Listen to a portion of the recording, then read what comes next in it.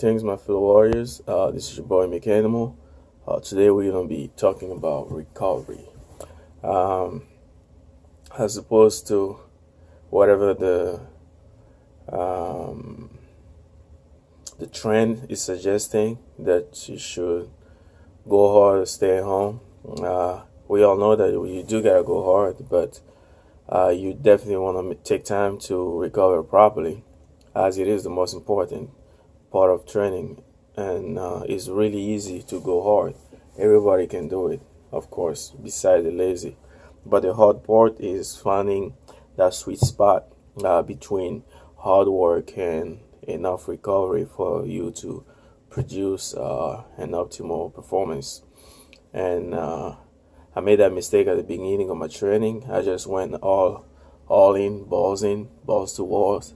But of course, I didn't know better back then. But the good thing is, I've always listened to my body, so I never pushed it to the point where I will injure myself or, come up with some really bad side effect of training. However, it may have slowed down progress, maybe, you never know. But from what we can observe is whenever the body is pushed to the limit, you are likely to tear some stuff, to break it down. And unless you're into a competitive environment, the sense of pushing it to the very, very, very, very limit is uncalled for. You can just pretty much train intense, but keeping in mind that it is all for the sake of health, and that the go hard, stay home, no pain, no gain should be kept to an extent of limit. And what else was I gonna say? Speaking of how many days you need for recovery, again, it will depend on wherever you are running, and whatever your split is, and what level of fitness you are. And for beginners, I would say stay between. I say the maximum days of rest weekly will probably be four days. If you can really do 4 days, if you just getting started, yeah. Make sure that you just get a good workout on the 3 days of the week, and the remaining 4 days you take some rest. And when I say remaining 4 days, that doesn't mean go 3 in a row and take time. That means, every other day you work out. Just make sure that in general you get 4 days of rest. And if you want to push it to the maximum of workout day, you can, have 3 days off. That's for those who having a hard time taking it easy. They feel the need to overdo it. Then you can push it to 4 days and make sure that you get 3 days off. And that even for intermediate trainer, athletes, or gym goers, 3 days will be pretty damn good amount of days to rest. Even I tend to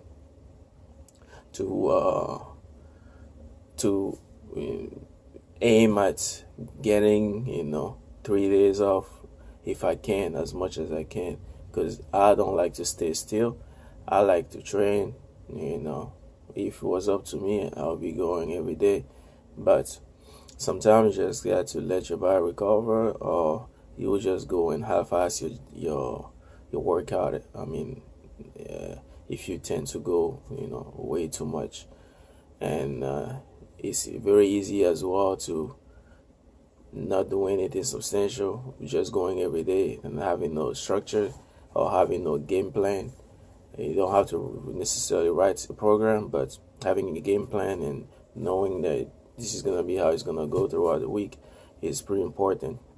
And then Of course, over time, you know your body, so you can sometimes go and improvise. But even when you improvise, you need to have a game plan of how weekly your workout will go.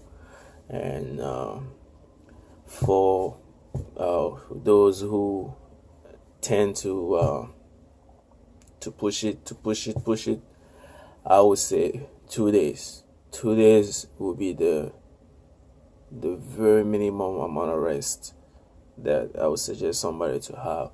That means worst case you go 2 in a row or 3 in a row the first days of the week, then you get 1 day off, and then you go 2 in a row again, and then you get 1 day off, and then you get to come back again and go, so 2 days off. I mean, 1 day off, 1 day off.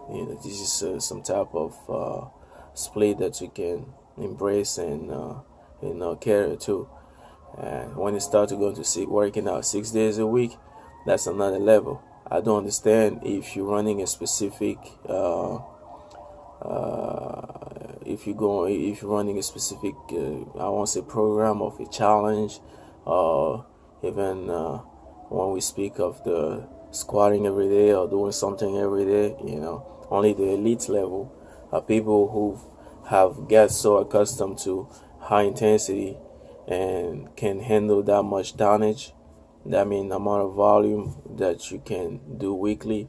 They push that threshold that they end up building it to the point that they can sustain that amount of work every day. But even those people, they still require kind of 1 day off to kind of let the body get a little break. And those people tend to deload as well, to let your connective tissue recover. And I know when I did the squat every day routine, it was more like a challenge because I didn't follow to the letter the Bulgarian lights. That's how it's called, and it was originally done by by weightlifters, and it's been adopted by powerlifting practitioners with the same principle. They start training like that, and it's been known to give fast results. But again, I would not suggest that to any beginner. Just stick to the regular 5x5. It's a classic one. Just don't be patient. Don't be impatient. Just take time to practice and stick long enough. You will get the result. And like I said, I did the squat every day more like a challenge, not necessarily because I wanted to get some great gains, and it comes with a price. I will talk about it later on, but overall it was a good experience, and I like to do that. Every so often, just to see where I stand, mind over matter wise. But other than that, yeah, it's definitely not good when it comes to recovery. Not everyone should be trying to do that, because a lot of young guys who try to do it will overdo it. They will go all in and then burn out and end up hurting themselves. And many of them as well, they don't have the proper technique when it comes to squatting. And it's definitely not a good idea for young guys to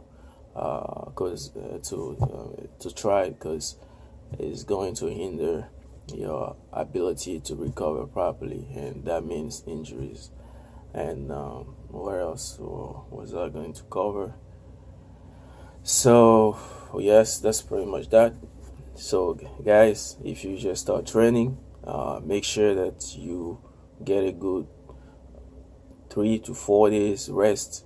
I will start with 4 days rest, and then you go the 3 days, you go properly about it, whether it's full body or any other type of split, especially full body. Then you can definitely go with 3 days full body, and then you make sure that you get the rest of the day off. If you go with upper lower, then you go 4 days and you get 3 days off, and that's pretty much that. And you want to push it a little bit further as you get more experience, and you require more work for your body to adapt and show growth, then you can push it to one more day of workout, and having 3 days off.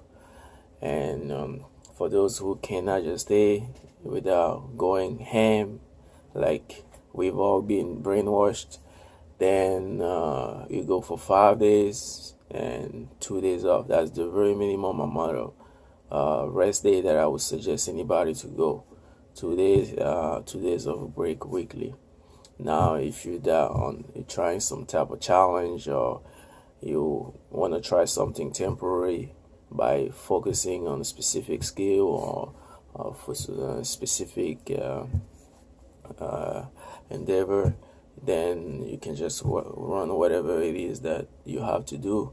Make sure that even though you're working every day, like the amount of amount of work that you will end up doing in maybe 3 or 4 days, you spread it out throughout all these 6 or 7 days of working out every day. That way, your body will just be tired to a very limited extent and have enough time to recover properly. So that's pretty much how the squatting every day or the Bulgarian lights work. It's just that you spread out all the volume, the amount of work that you will do in very few days. You spread that volume throughout the remaining of the week, and you go with a high intensity, which means with a high intensity and lower rep, you get to work more the technique, and you get to stimulate the higher threshold fibers. And last but not least, at the end of the day, you end up with the same tonnage or the same volume that you would have had if you have stuck to a 5x5 maybe twice a week or so. So that's pretty much what I was gonna say about the recovery. Beginners, 4 days to 3 days of rest. Intermediate, get about 3 days off, and once you feel like you just want to have some extra days for mobility or active recovery, add in another 1 day and make it 5 days. Other than that, anything on the 6 days a week or 7 days a week is like pushing the extreme. And I don't know what you're looking into trying to do that, but even if you were to do something every day, that means it has to be some type of active recovery, and nothing intense, but going intense every fucking day. Be my guest. You tell me how you feel, and I won't even say yeah, and tell me how you feel, whether it's how your results are, or if you tend to be down all the time or injured all the time, whatever the fuck it is, man. Anyway, I'll talk to you guys next time. Feel free to let me know how many days you guys take to recover. How long does it take you to optimally recover or fully recover? And if you have an experience we haven't not rested enough that resulted into injuries or resulted into slow progress and whatever it is, reduced performance, just let me know down in the comments, and I guess I'll talk to you guys next time.